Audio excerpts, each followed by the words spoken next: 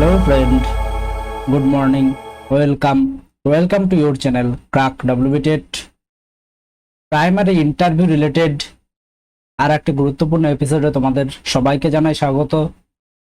তো তোমরা যেমনটি জানো, যারা আমাদের চ্যানেলের সঙ্গে রেগুলার জড়িত রয়েছো তারা কিন্তু ইন্টারভিউ প্লেলিস্টের সমস্ত ভিডিওগুলি দেখেছো এবং আশা করি এই ভিডিওগুলি যদি তোমরা দেখো তাহলে ইন্টারভিউতে যে সমস্ত কোশ্চেনই তোমাদের ধরা হোক না কেন, সিচুয়েশন বেসড কোশ্চেন থেকে শুরু করে সমস্ত কোশ্চেনের অ্যান্সার কিন্তু তোমরা খুব সহজেই দিয়ে আসতে পারবে।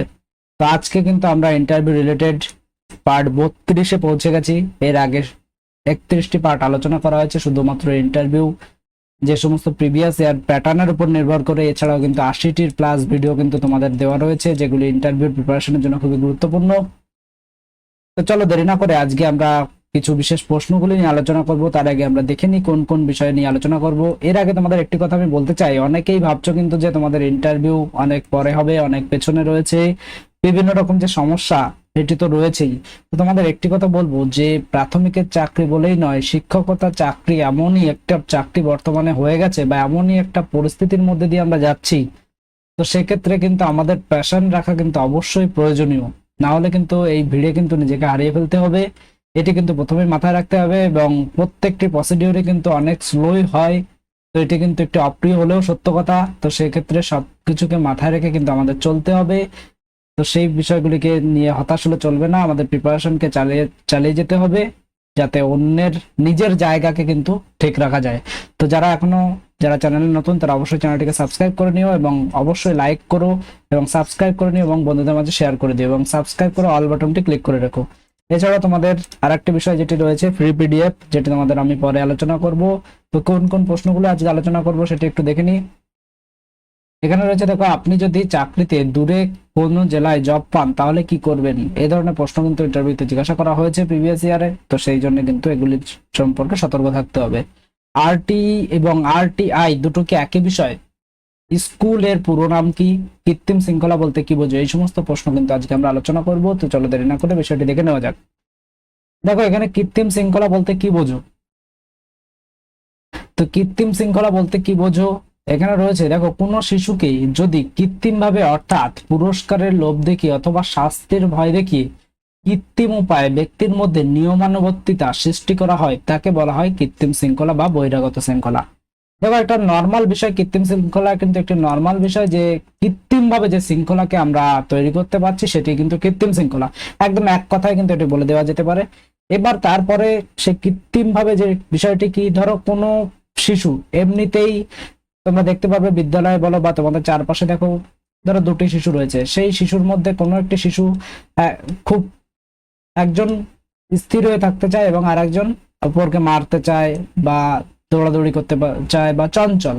তাহলে এই যে দুটো শিশুর মধ্যে পার্থক্যটা কি? তাদের মধ্যে শৃঙ্খলার কিন্তু পার্থক্য রয়েছে।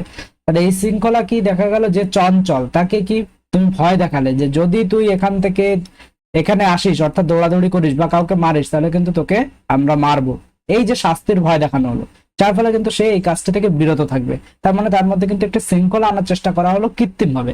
আবার যদি বলা হয় যে তুই এখান থেকে কাউকে মারবি না বা চুপচাপ এখানে বসে থাকবি, তো সেক্ষেত্রে কি হলো, তাহলে তোকে একটি বিকালবেলা একটি লজেন্স কিনে দেবো।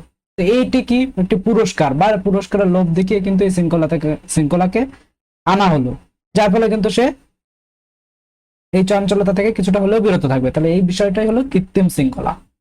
এটি কিন্তু খুবই গুরুত্বপূর্ণ একটি প্রশ্ন। নেক্সট চলে যাই, আরটিই ও আরটিআই কি দুটো একই বিষয়? অনেকেই কিন্তু খেয়াল করে না দেখলে কিন্তু আরটি এবং আরটিআই দুটো কিন্তু একই বিষয় হিসেবে গুলিয়ে ফেলবে। তো সেই জন্য বলবো এই দুটি বিষয় কিন্তু সম্পূর্ণ আলাদা। তো আরটিই কি বলেছে? আরটিই রয়েছে রাইট টু এডুকেশন অ্যাক্ট 2009। তো এখানে কিন্তু তোমাকে প্রশ্ন হতে পারে আর একরকম, আরটির পুরো নাম কি, আরটি কত সালে চালু হয়? তো এটি কিন্তু ডিটেলসে যদি কারো ভিডিও প্রয়োজন হয়, আরটি কিন্তু খুবই গুরুত্বপূর্ণ একটি বিষয়, এর সম্পর্কে ডিটেলস যদি ভিডিও প্রয়োজন হয় তোমরা অবশ্যই কমেন্ট করো, আমরা ডিটেলস ভিডিও নিয়ে আসার চেষ্টা করবো। এর আগে কিন্তু মিড ডে মিল এমডিএম এর কিন্তু সমস্ত ডিটেলস আলোচনা করা হয়েছে, শুধুমাত্র একটি বিষয় না, সমস্ত বিষয় ডিটেলস আলোচনা করা হয়েছে। আশা করি এরকম ডিটেলস কিন্তু অন্য কোথাও তোমরা পাবে না, অনেক রিসার্চের পরে কিন্তু এই সমস্ত ডিটেলস আমাদের সাথে শেয়ার করা হয়েছে। তো দেখো, আরটিই রাইট টু এডুকেশন 2009 অর্থাৎ শিক্ষার অধিকার আইন, যা লাস্ট সংস্করণ হয় কত 2009 সালে। আর আরটিআই যেটা রয়েছে, আরটিআইটা কি, আরটিআই রয়েছে রাইট টু ইনফরমেশন। তো আরটিআই যেটা রয়েছে সেটা হচ্ছে কিন্তু রাইট টু ইনফরমেশন, অর্থাৎ তথ্য জানার আইন, যার লাস্ট সংস্করণ হয়েছে 2005 সালে। তাহলে আমরা কোনো খাতার, এই যে আমরা কিন্তু অনেকেই জানি যে আরটিআই করলে কিন্তু খাতা দেখা যায়, কোনো পরীক্ষার খাতা আরটিআই করলে আমরা জানতে পারি। তাহলে আরটিআই কি রাইট টু ইনফরমেশন, অর্থাৎ তথ্য জানার আইন, এটি কিন্তু আরটিআই। এবং আরটিআই কিন্তু শিক্ষার অধিকার আইন, RTI right two education act, এটি 2009 সালে কিন্তু এটি লাস্ট সংস্করণ হয়েছিল। তাহলে দুটো বিষয় কিন্তু সম্পূর্ণ আলাদা। তো তোমরা যারা ইন্টারভিউর প্রিপারেশন নিচ্ছ তাদের একবার বলবো তোমরা অবশ্যই কিন্তু যে ইন্টারভিউয়ের যে প্লেলিস্ট রয়েছে এটি অবশ্যই তোমরা ভিজিট করো, এবং এখান থেকে 80টি বেশি ভিডিও রয়েছে, সেগুলো দেখলে কিন্তু ইন্টারভিউর প্রিপারেশন কিন্তু তোমাদের এখান থেকে হয়ে যাবে। এবং যারা নতুন টেটের প্রিপারেশন নিচ্ছ তাদের জন্য আমি বলবো এই যে পেডাগোগি এবং এই টপিকগুলি ভালো করে দেখতে। পেডাগোগি এছাড়াও কিন্তু যে ম্যাথ পেডাগোগি রয়েছে এগুলি কিন্তু ভালো করে তোমরা একবার দেখে নিও। এছাড়া এডুকেশন কমিশনগুলি তোমরা অবশ্যই দেখে নিও। আর যেটি তোমাদের বলছিলাম যে ফ্রি পিডিএফ এর কথা যেটি বলছিলাম, তো ভিডিও শেষে কিন্তু তোমরা প্রত্যেকে একটি ফ্রি পিডিএফ পেয়ে যাবে। ফ্রি পিডিএফটি কিভাবে পাবে তার জন্য তোমরা তোমাদের ফ্রি পিডিএফটি, অনেকেই কিন্তু ফ্রি পিডিএফে একটি পাসওয়ার্ড দেওয়া রয়েছে, অনেকেই কিন্তু পাসওয়ার্ড নিয়ে আমাকে মেসেজ করো, তো প্রত্যেকের মেসেজে অ্যান্সার কিন্তু দেওয়া সম্ভব হয় না। সে কারণে তোমাদের আমি বলে দিচ্ছি, মনোযোগ সহকারে যদি তোমরা জানো তাহলে কিন্তু পিডিএফটি অ্যাক্সেস করতে পারবে, নাহলে কিন্তু সমস্যায় পড়বে। তো এর জন্য কিন্তু তোমাদের ইন্টারভিউ যে প্লেলিস্ট রয়েছে, এখানে ইন্টারভিউ পিডিএফ বুক বলে যে প্লেলিস্টটি রয়েছে, অর্থাৎ এখানে ভালো করে তোমরা দেখে নাও ইন্টারভিউ পিডিএফ বুক।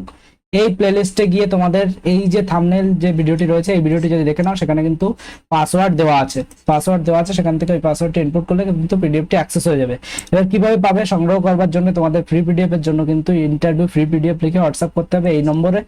এবং আমাদের যে পেইড পিডিএফ রয়েছে 3টে পিডিএফ তোমরা সকলেই কম বেশি জানো, যারা অনেক আগে থেকে আমাদের চ্যানেলের সঙ্গে জড়িত রয়েছে, সেই কারণে ডিটেলস আর বিস্তারিত বললাম না। যাদের যদি পেইড পিডিএফ কারোর প্রয়োজন হয় তাহলে এই নাম্বারে কিন্তু শুধুমাত্র ইন্টারভিউ লিখে হোয়াটসঅ্যাপ করবে, ডিটেলস কিন্তু তোমাদের ওখানে দিয়ে দেওয়া হবে।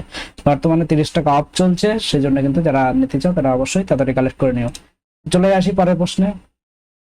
পরের প্রশ্ন রয়েছে, আপনি যদি চাকরিতে দূরে কোনো জেলায় পান তাহলে কি করবেন, অর্থাৎ চাকরি যদি দূরে কোনো জেলায় পান তাহলে আপনি কি করবেন। তো সেক্ষেত্রে অনেকেই কিন্তু কনফিউজড হয়ে যায় যে কি অ্যান্সার দেবো। দেখো, সেক্ষেত্রে কিন্তু তোমাকে এমন অ্যান্সার দিতে হবে যেটি তোমার মধ্যে একটি কর্মানুভব যে ব্যাপারটি রয়েছে সেটি যাতে তোমার মধ্যে প্রকাশ পায়, সেটি কিন্তু তোমাকে তুলে ধরতে হবে। তাহলে কি বলতে হবে, স্যার আমার জীবনের লক্ষ্য হলো একজন আদর্শ শিক্ষক হওয়া, এজন্য আমি শুধুমাত্র দূরের কোনো জেলা কেন পশ্চিমবঙ্গের যে কোনো জায়গায় যেতে প্রস্তুত। সেজন্য আমার যাতায়াতের অসুবিধা হলেও আমি বিদ্যালয়ের কাছাকাছি কোথাও থাকার ব্যবস্থা করে নেব এবং বাকি সমস্যাগুলিকে মানিয়ে নেওয়ার চেষ্টা করব। তো এক্ষেত্রে কিন্তু অনেক সময় তারা ক্রস করে বসতে পারে যে তাহলে তো আপনাকে দূরেই আমরা চাকরি দেবো যেহেতু আপনি এত আদর্শ। তখন তোমার কিন্তু একটাই কথা হবে যে স্যার আমার জীবনের মূল লক্ষ্য হলো একজন আদর্শ শিক্ষক হওয়া, এজন্য আমি শুধুমাত্র দূরের জেলা কেন পশ্চিমবঙ্গের যে কোনো জায়গাতে যেতে প্রস্তুত। আমার দায়িত্ব বা আমি একজন আদর্শ শিক্ষক হয়ে শিশুদের সামগ্রিক বিকাশে আমি সহায়ক হতে চাই। এই ধরনের এইভাবে কিন্তু তোমরা অ্যান্সারটি বলে দেবে, তাহলে কিন্তু তোমার মধ্যে যে কর্মানুভব ব্যাপারটি রয়েছে সেটি কিন্তু তারা খুব সুন্দরভাবে বুঝতে পারবে। তো চলে আসি পরের প্রশ্নে। এই বিষয়গুলো কিন্তু অনেকেই হয়তো ভাবো কিন্তু অ্যান্সার কিন্তু দিতে পারবে না, সে কারণে আমি বলবো এগুলি ভালোভাবে প্র্যাকটিস করতে, আয়নার সামনে প্র্যাকটিস করতে। এরপর দেখো, স্কুলের পুরো নাম কি। স্কুলের পুরো নাম রয়েছে S for student, C for come, H for here, O for obtain এবং ডবল এর আরেকটি ও ফর রয়েছে objective of, L for life. তাহলে student, come, here, obtain, objective of life. তাহলে কি রয়েছে স্কুলের full form, student, come, here, obtain, objective of life. তাহলে এটি কিন্তু হয়ে যাবে স্কুলের ফুল ফর্ম। এগুলো কিন্তু খুবই গুরুত্বপূর্ণ একটি প্রশ্ন, যে কোনো সময় কিন্তু তোমাদের জিজ্ঞাসা করা হতে পারে। তো এই ছিল কতগুলো গুরুত্বপূর্ণ প্রশ্ন। ভিডিওটি ভালো লাগলে একটি লাইক করে দিও, বন্ধুদের মাঝে শেয়ার করে দিও এবং চ্যানেলে নতুন হলে চ্যানেলটিকে সাবস্ক্রাইব করে রাখো। Thank you.